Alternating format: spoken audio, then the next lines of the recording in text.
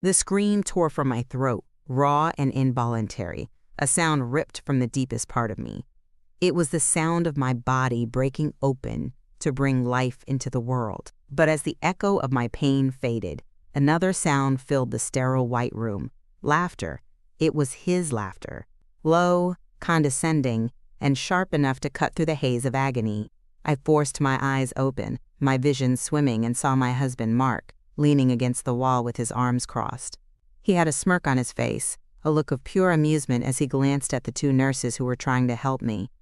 "See what I have to deal with?" he said to them, his voice dripping with mock sympathy. Such a drama queen. You'd think she was the first woman in history to have a baby. NTHE nurses exchanged a look of stunned disbelief. One of them, a kind-faced woman named Sarah, opened her mouth to say something, but Mark cut her off. "Honestly, it's embarrassing," he continued, shaking his head as if I were a misbehaving child. "My mother had 3 boys and never made a sound. Some women are just built tougher, I guess." And every word was a fresh stab of humiliation. I was lying there, exposed and helpless, in the most vulnerable moment of my life, and the man who had promised to love and protect me was using my pain as a punchline for a captive audience. The physical agony was immense, but the shame he inflicted in that moment was a deeper, more searing wound. It burned away every last shred of dignity I had. I wanted to scream at him, to curse him, to throw something at his smug face, but another contraction seized me, stealing my breath and my voice. And as I gasped for air, my eyes locked with his. There was no love there, no concern, only contempt. In that instant, a cold, hard clarity washed over me. This wasn't just a cruel joke. This was who he was. This was how he saw me, as a weakness, a performance, an embarrassment. And as I lay there, trapped in a body that was betraying me, I made a silent, vicious promise to myself. He would regret this. He would regret making me feel small. He thought my pain was a joke? Fine. I would wait. I would endure. And one day, I would make sure he understood what real pain felt like. The kind that doesn't just break your body, but shatters your entire world. This was not the end of my story. It was the beginning of his NHEY viewers. If you've ever felt unheard or dismissed, hit that like button and subscribe, because you need to hear how this ends. Let's get back to the story.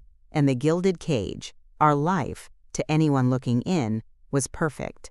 Mark was a successful architect, renowned for his sleek, minimalist designs that graced the covers of magazines. We lived in one of his creations, a house of glass and steel perched on a hill overlooking the city. It was beautiful, cold, and exposed from every angle. I used to think it was a masterpiece. Now I understood it was a cage. And I met Mark in college.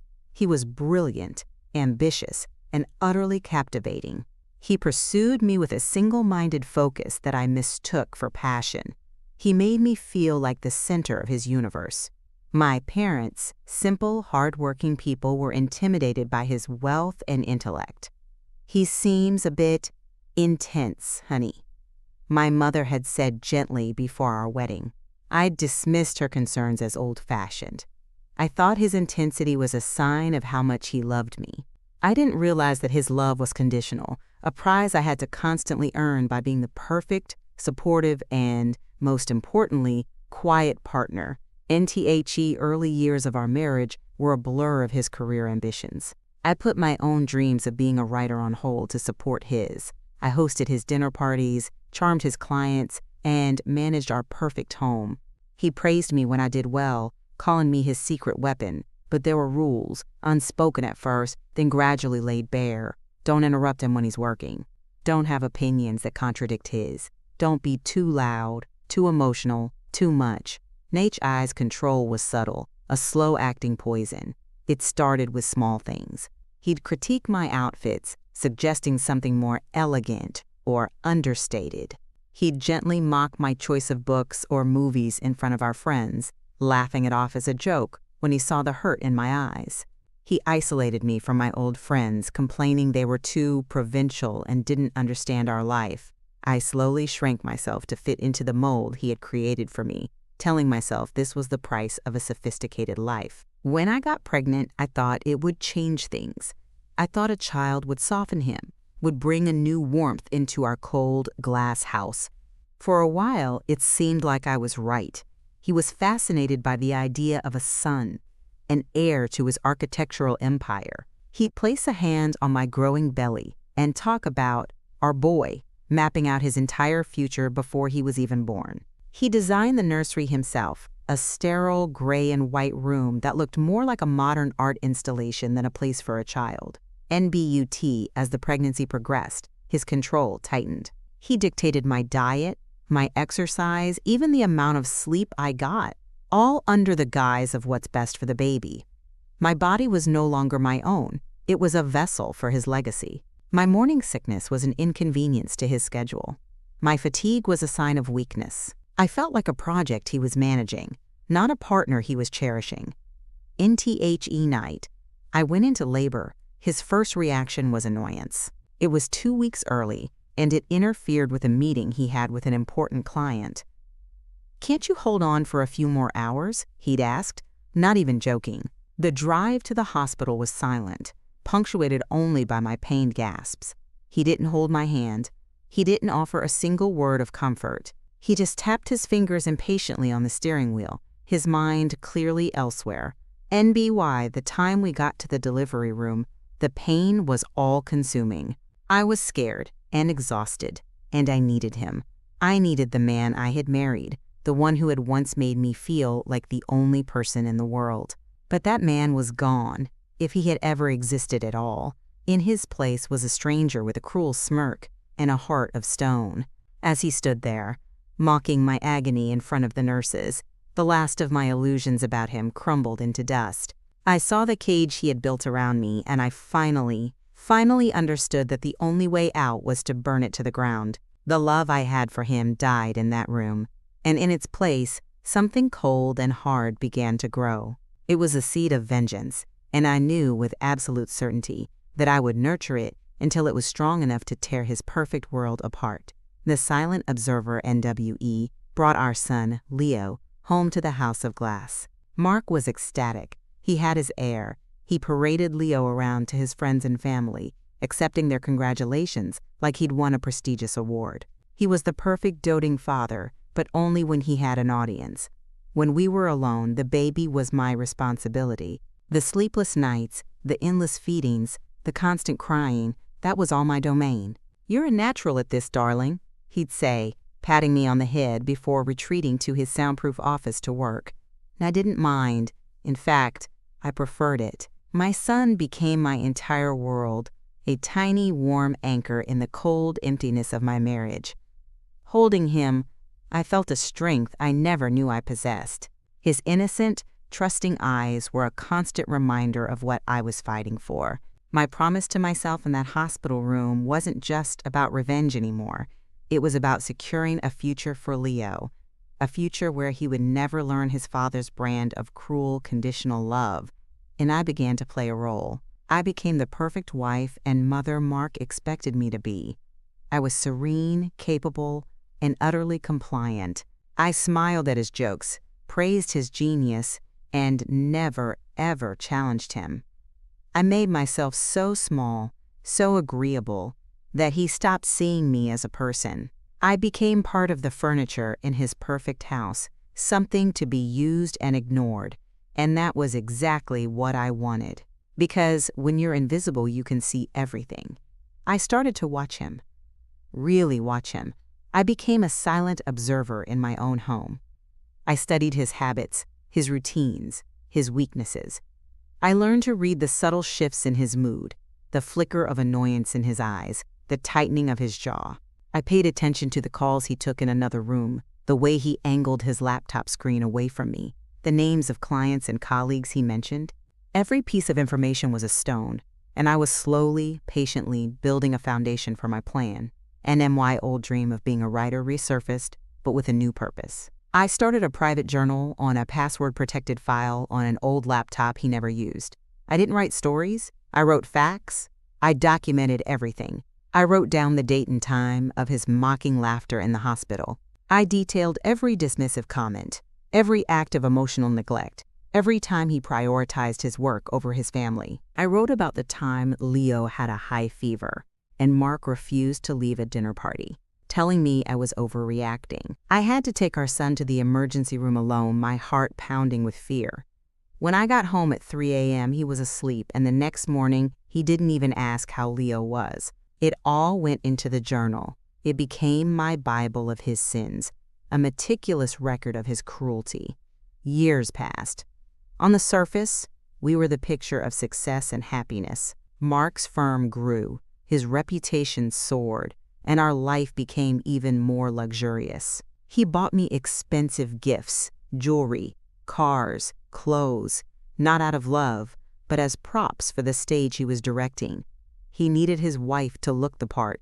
I accepted them with a gracious smile, and each gift felt like another piece of evidence. He wasn't buying me things. He was buying my silence. Leo grew into a bright, sensitive boy. I poured all my love and energy into him, teaching him kindness, empathy, and respect, all the things his father lacked. I protected him from Mark's coldness, acting as a buffer between them. When Mark would get impatient with Leo for being too loud or making a mess, I would gently intervene, redirecting the situation before it could escalate. Mark saw my actions as simple maternal instinct. He had no idea I was training my son to be his opposite, forging a weapon of character that would one day be his greatest indictment. NMY invisibility was my greatest asset. Mark had grown so accustomed to my passivity that he became careless. He'd leave financial statements on his desk. He'd talk on the phone with his lawyer about tax loopholes and creative accounting right in front of me, assuming I didn't understand or wasn't listening. But I was always listening. I absorbed it all, piecing together the architecture of his life. Not the buildings he designed, but the fragile structure of secrets and arrogance he had built around himself. I was no longer the emotional, dramatic woman from the hospital bed. I was calm, I was patient, and I was waiting for the perfect moment to pull the pin. And the cracks in the foundation NTHE, first significant crack in Mark's perfect facade, appeared when Leo was 7. It was a small thing, a hairline fracture, but it was enough.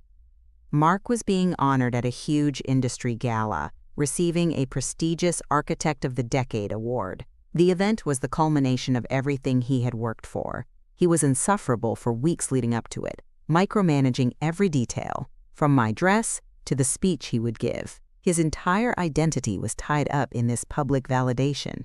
NTHE night of the gala, he was preening in front of the mirror, adjusting his bow tie, when Leo ran into the room, his face beaming. He was holding a drawing he had made at school.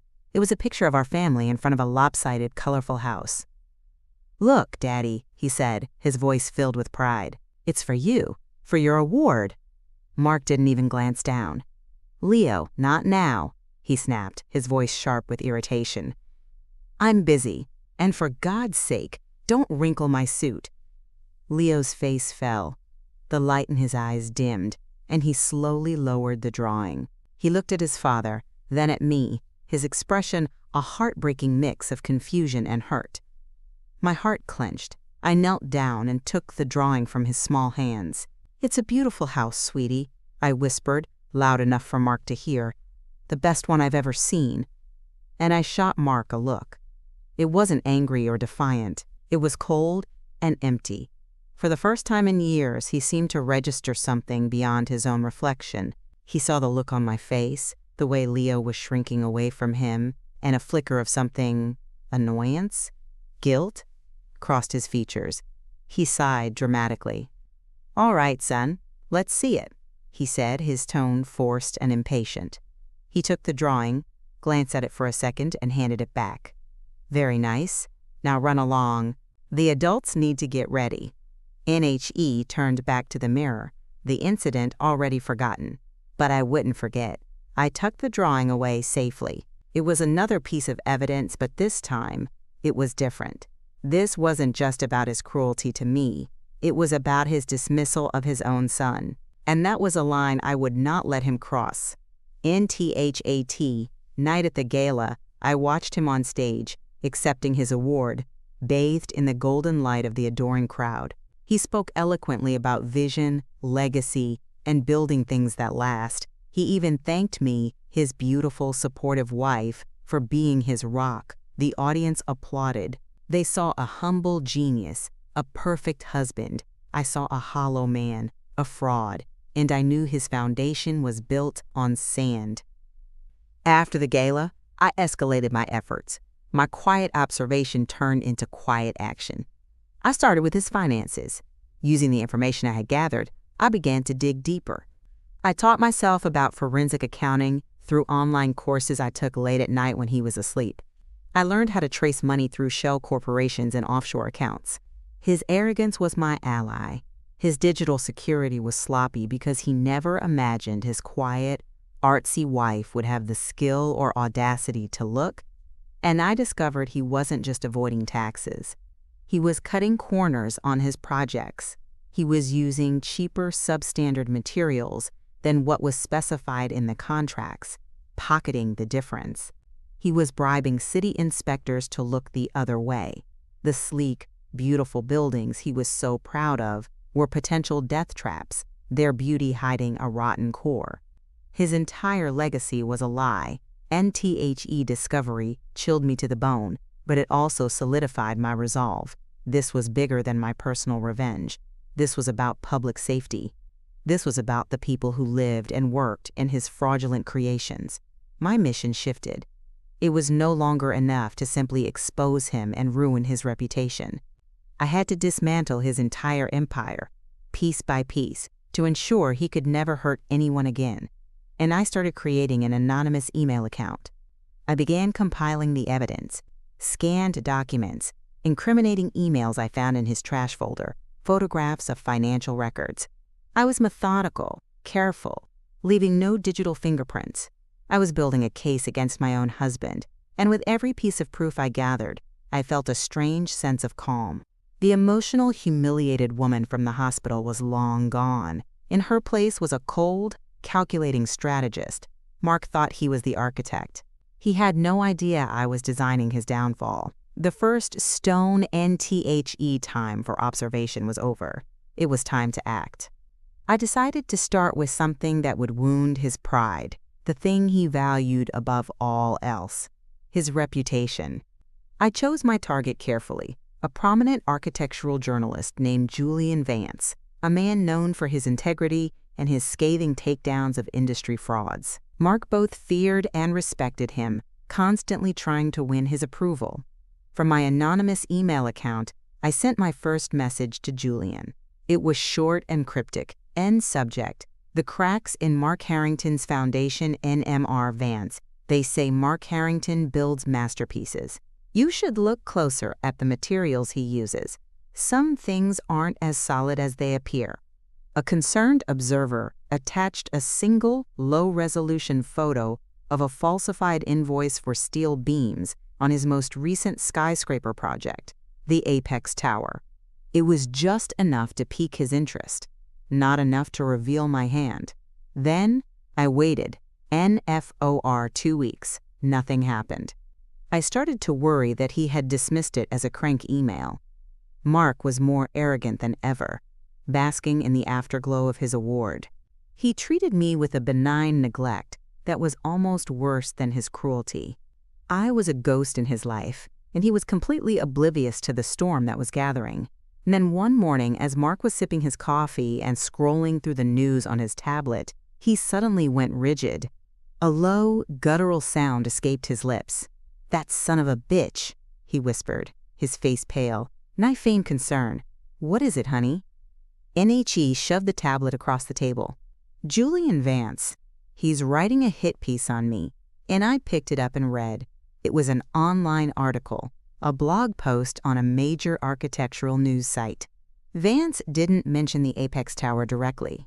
Instead, he wrote a general think piece about the dangers of cutting corners in modern construction, the pressure to value profits over safety, and how some of the industry's biggest names were not immune to temptation. He didn't name Mark, but the implication was there, a shadow hanging over the words. It was a warning shot. And Mark was rattled. He spent the rest of the day on the phone, yelling at his partners, his lawyer, his PR team. "Find out who's talking to him! Shut it down!" he roared. He was a caged animal, pacing the length of our glass house, his composure shattered. I watched him, a quiet satisfaction settling in my chest. This was just the beginning. Not a week later, I sent a second email to Julian Vance. This time, I included more detailed evidence, copies of internal memos discussing the use of cheaper concrete, and an anonymous testimony from a disgruntled former employee I had tracked down and convinced to speak, his voice disguised in an audio file. The fallout was immediate. Vance published a follow-up article, this time more pointed. He named Mark Harrington's firm as one of several under scrutiny for questionable practices. The story was picked up by mainstream news outlets. The whispers started. Clients began calling, their voices laced with concern. The foundation of his empire, which had seemed so unshakable, was now trembling. Mark became a tyrant at home.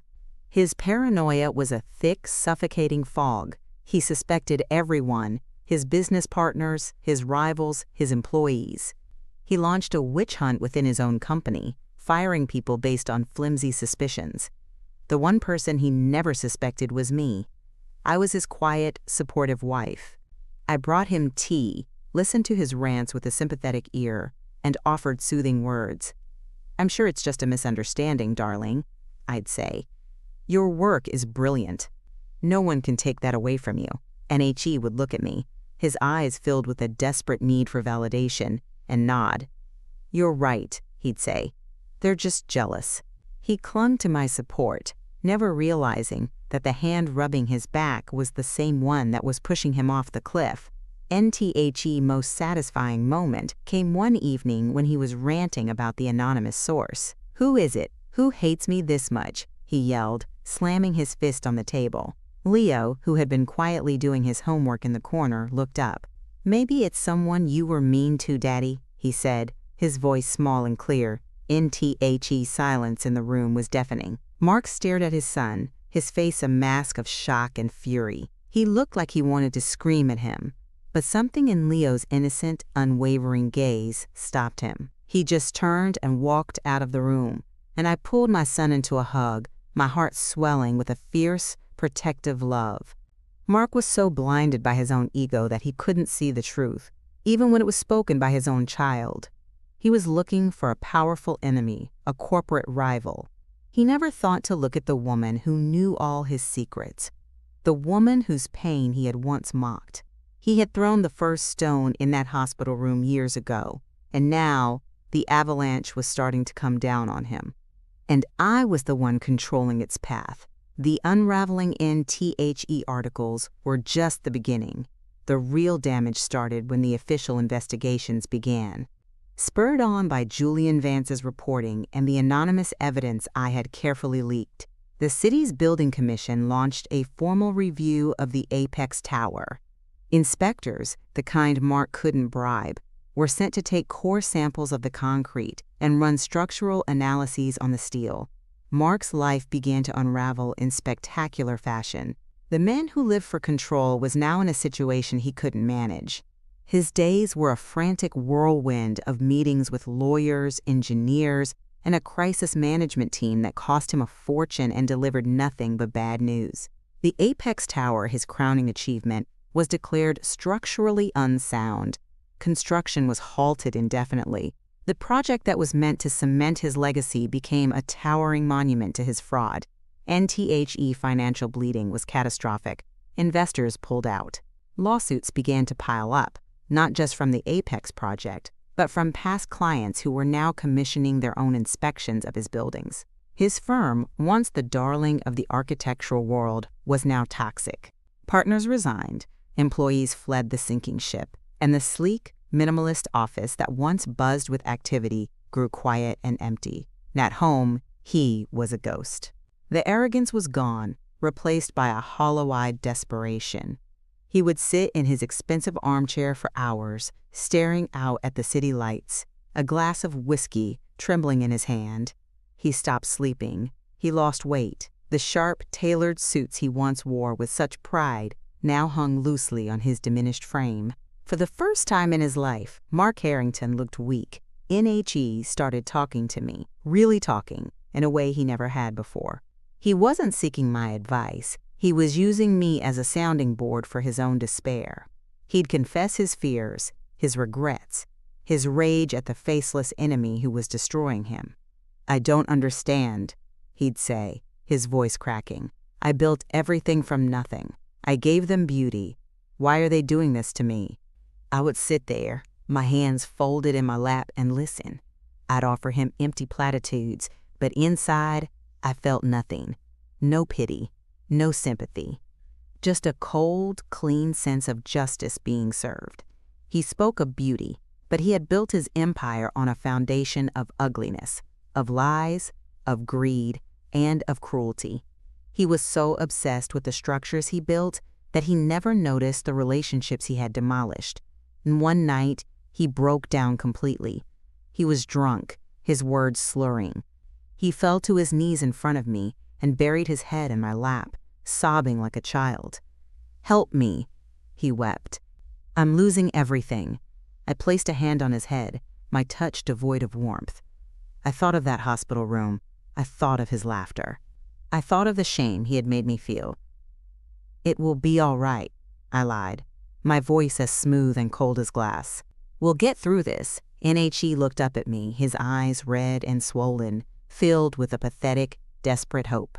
He believed me. In his utter self-absorption, he still saw me as his loyal, adoring wife, the one person who would stand by him no matter what. The irony was so thick I could taste it. He was on his knees, begging for help from the very person who was orchestrating his ruin. NTHE final blow to his personal life came from an unexpected yet fitting source. The stress and public humiliation were too much for his mistress, a younger architect who had been one of his protégés. Fearing for her own career, she went to Julian Vance and told him everything, not just about their affair, but about the other corners Mark had cut, the other lies he had told. NTHE's story of his infidelity broke online, complete with screenshots of their private messages. It was a sordid, pathetic scandal that stripped away the last vestiges of his public image. He was no longer just a fraudulent architect. He was a common cheat. When he came home that night, he didn't even try to deny it. He just looked at me, his face a ruin. "You knew, didn't you?" he whispered. And I didn't answer. I just gave him a small, quiet smile. It was the first genuine smile I had given him in years. It was the smile of a predator who knows the hunt is finally over. He stared at me, and for the first time, a flicker of true understanding and terror entered his eyes. He was finally starting to see, but it was far, far too late. And the confession and THE House of Glass had become a prison of silence. The lawsuits had drained our bank accounts. We were forced to sell the cars, the art, the jewelry he had bought me. Each sale was another brick removed from the wall of his ego. All that was left was the house itself, a monument to a life that no longer existed. It was on the market, but in the wake of his scandal, no one wanted to buy the home of the disgraced fraud. Mark was a shell of the man he had been. He rarely left the house. He didn't answer the phone. He just drifted from room to room, a specter haunted by his own failures. The fight had gone out of him, replaced by a deep, listless apathy. I knew it was time. My plan had one final step. It wasn't enough for him to be ruined. It wasn't enough for him to be humiliated. He needed to know why. He needed to understand that this wasn't random misfortune or the act of a business rival. This was a reckoning. And I chose the anniversary of Leo's birth. It was a cold, rainy evening, the sky the color of slate. I found Mark in his office, staring at the blueprints for the Apex Tower, which were spread across his desk like a funeral shroud. "Mark," I said, my voice calm and steady. NHE didn't look up. "What do you want?" "I want to tell you a story," I said, walking further into the room. "It's about a woman who went to the hospital to have a baby. She was in a lot of pain, more pain than she had ever felt in her life. She was scared, and all she wanted was for her husband to hold her hand." NHE slowly lifted his head, his eyes narrowing. A flicker of uneasy recognition crossed his face, and I continued, my voice never wavering. But her husband didn't hold her hand. Instead, he stood back and laughed at her. He mocked her pain in front of strangers. He called her a drama queen. He told the nurses that his mother was tougher than she was. He took the most vulnerable moment of her life and turned it into a joke to make himself feel powerful. Nye let the words hang in the air. The silence in the room was heavy, broken only by the sound of the rain against the glass walls. He didn't know it, I went on, but in that moment he planted a seed of rage. And that woman, she nurtured that seed. For years, she watered it with every dismissive comment, every act of neglect, every time he made her feel small. She let it grow in the dark, quietly, patiently, until it was strong enough to pull down everything he had ever built. NHE was on his feet now, his face ashen. The apathy was gone, replaced by a dawning, horrified comprehension. "What are you saying?" he whispered, though he already knew the answer. "I'm saying it was me, Mark," I said, my voice dropping to an icy whisper. "The anonymous source, the concerned observer, the faceless enemy who ruined you. It was all me." And I walked over to a locked drawer in my old writing desk. I opened it and pulled out a thick file. I dropped it on his desk, on top of the blueprints. "This is my journal," I said. "It's all in there. Every detail, every date, every lie you ever told, the financial records, the proof of the substandard materials, the evidence of your affair. Everything."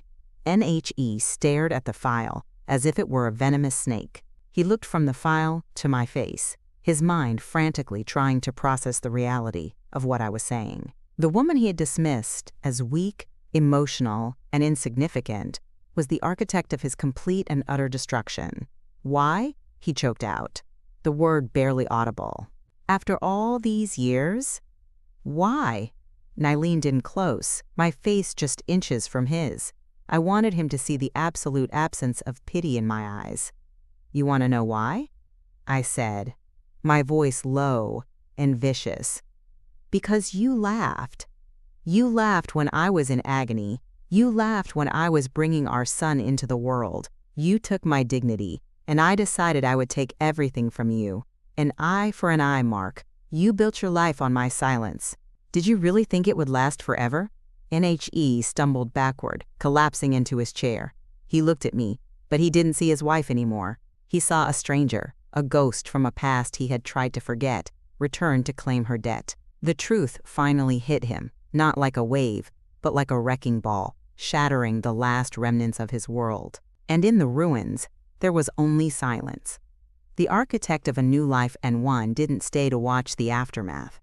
My confession was the final act. I had already packed my bags and Leo's.